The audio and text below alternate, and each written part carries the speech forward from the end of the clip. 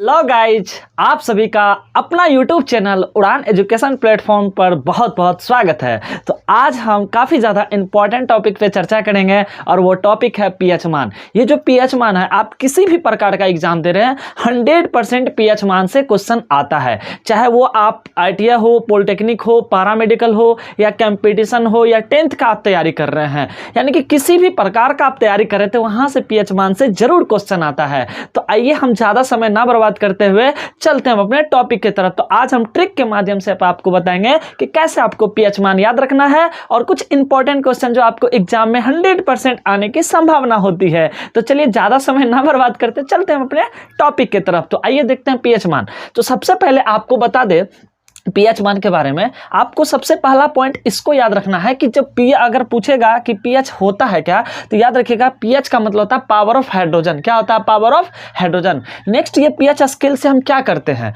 तो देखिए pH scale से हम क्या करते हैं, तो अम्ल, क्षार और उदासीन का पता करते हैं। ठीक है, अगर आपसे पूछा जाए कि पीएच स्केल की मदद से हम क्या करते हैं, तो पदार्थ की अम्लीयता, क्षारीयता और उदासीनता का पता करते हैं। जैसे आपको बता दें, सबसे पहले देखिए पीएच स्केल का जो खोज किया था वो सोरेनसन नामक वैज्ञानिक ने किया था। अगर आपसे पूछा जाए कि पीएच स्केल का खोज किसने किया था, तो सोरेनसन नामक वैज्ञानिक थे, वो पीएच स्केल का खोज किए थे।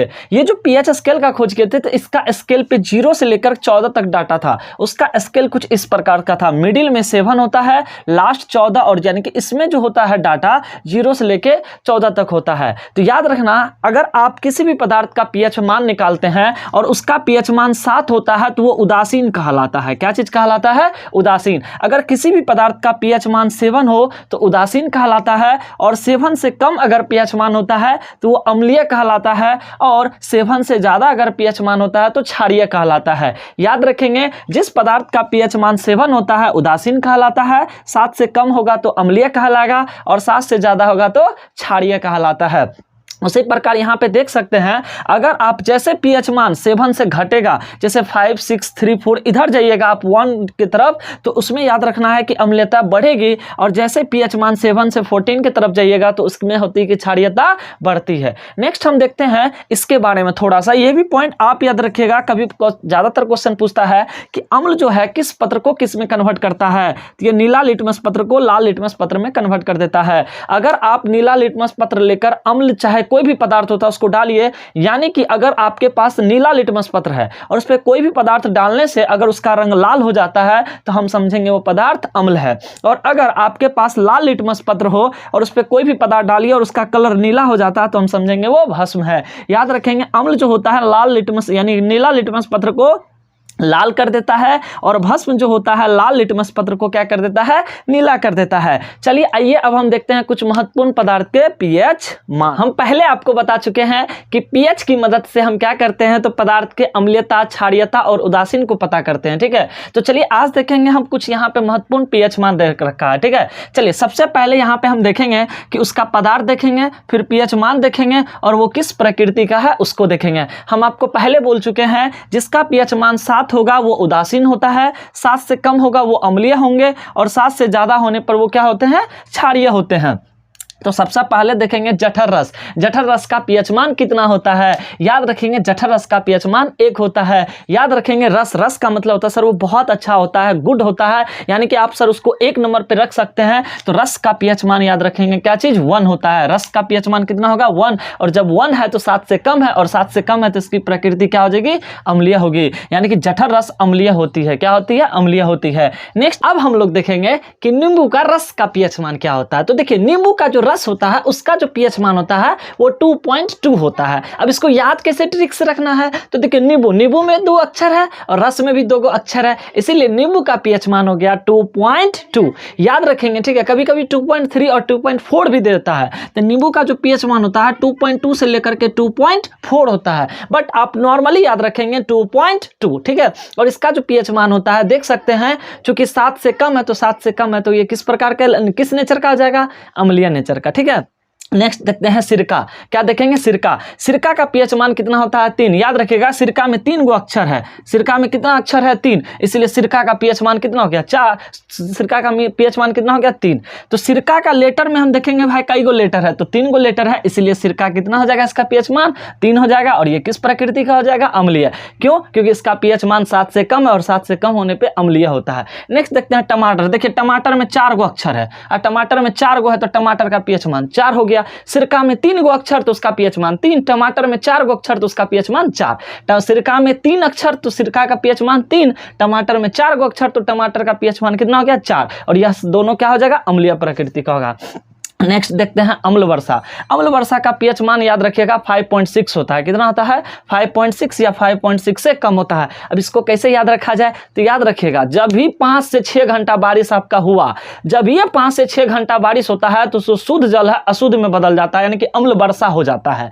तो जब ये 5 से 6 घंटा बारिश होता है तो भाई वर्षा नहीं रहता, अम्ल वर्षा हो जाता है। याद रखेंगे 5 से 6 घंटा बारिश मतलब वर्षा नहीं, अम्ल वर्षा हो गया। मतलब अम्ल वर्षा का पीएच मान कितना होगा? 5.6। नेक्स्ट देखते हैं दूध का पीएच मान कितना होता है।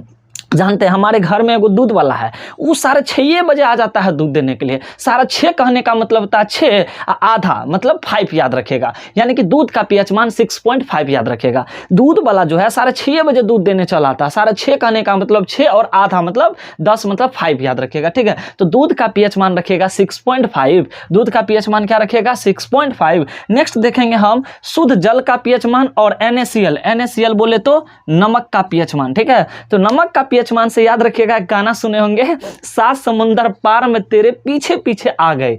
तो जो समुंदर होता है 7 समुंदर से याद रखिएगा। ठीक है, समुद्र के अंदर ही पाया जाता है नमक। क्या पाया जाता है? नमक। और नमक एक प्रकार का लवण होता है। तो याद रखिएगा शुद्ध जल का भी पीएच मान 7 होता है और नमक का भी पीएच मान कितना होता है? 7। क्योंकि शुद्ध जल का पीएच मान इसलिए याद रखिएगा क्योंकि जल हमारे लिए 7 यानी कि सप्ताह में 7 दिन जरूरी होता है। 7 दिन जल हमके लिए जरूरी है, हम सभी के लिए, क्योंकि जल जो है कहा जाता है जल ही जीवन है। तो याद रखिएगा सप्ताह में 7 दिन जल चाहिए। और 7 समुंदर मतलब समुंदर का याद रखिएगा, समुंदर के अंदर नमक होता है तो उसका पीएच मान क्या होगा? 7। तो शुद्ध जल और नमक का जो पीएच मान हो जाएगा कितना होगा? 7। और यह होता है एक प्रकार का उदासीन। क्या होता है? उदासीन हो जाता है। नेक्स्ट देखेंगे खून या रक्त। याद रखिएगा खून या रक्त का पीएच मान पूछे या आंसू का रक्त पीएच मान पूछे तो इसको ऐसे याद रखिएगा। देखिए ब्लड जो होता है, रक्त या आंसू, ये भी एक प्रकार का पानी होता है। तो आप इसका याद रखेंगे, जल का भी जस्ट बताया 7 होता है। तो उसी प्रकार खून या रक्त या आंसू भी एक प्रकार का क्या होता है? वाटर की तरह ही होता है।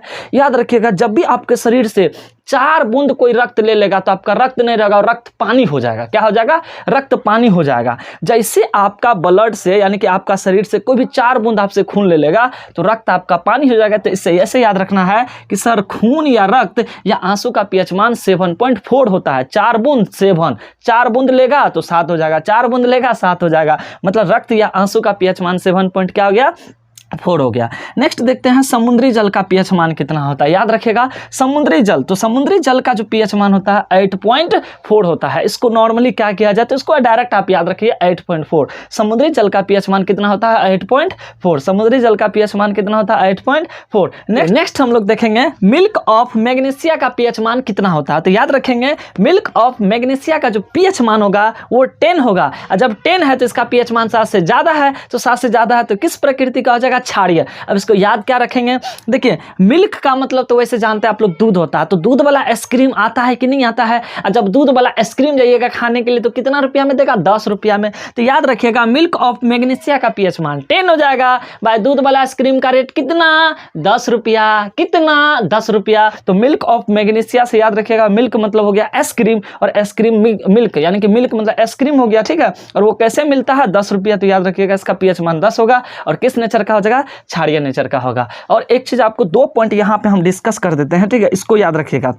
एक HCl का पीएच मान 0 होता है और NaOH का पीएच मान 14 होता है। ये जो HCl होता है इसका पीएच मान 0 होता है, इसीलिए यह प्रबल अम्ल होता है, स्ट्रॉन्ग एसिड होता है। ये जो NaOH है सोडियम हाइड्रोक्साइड, इसका पीएच मान 14 होता है, इसीलिए स्ट्रॉन्ग बेस है। क्या होता है? स्ट्रॉन्ग बेस होता है। तो इस प्रकार से आप सभी क्वेश्चन को याद रख लेंगे। एक बार फिर से बोल देते हैं, पीएच स्केल का खोज सोरेनसन नामक वैज्ञानिक किया था। अगर आपसे पूछा जाता है पीएच स्केल का खोज किसने किया था, तो सोरेनसन नामक वैज्ञानिक किया किया था, ठीक है। तो आज का वीडियो सिर्फ यहीं तक रहने देते हैं, ठीक है। अगर यह वीडियो आपको यूजफुल लगा हो तो प्लीज़ चैनल को सब्सक्राइब कर देंगे, लाइक कर देंगे और यह वीडियो अपने दोस्तों को शेयर कर देंगे। हमें कुछ नहीं चाहिए, बस गुरु दक्षिणा में आप सब्सक्राइब कर दीजिए और अपने दोस्तों को भेजिए और उसको भी सब्सक्राइब करवाइए, ताकि जिस स्टूडेंट को यह वीडियो यूजफुल लगे वो जरूर सब्सक्राइब करेंगे, ठीक है। तो इसी तरह का वीडियो और भी लाएंगे, तो कमेंट करके जरूर आप बताइए कि आज का क्लास आप सभी को कैसा लगा, ठीक है। कमेंट करके जरूर बताइएगा। Thank you so much.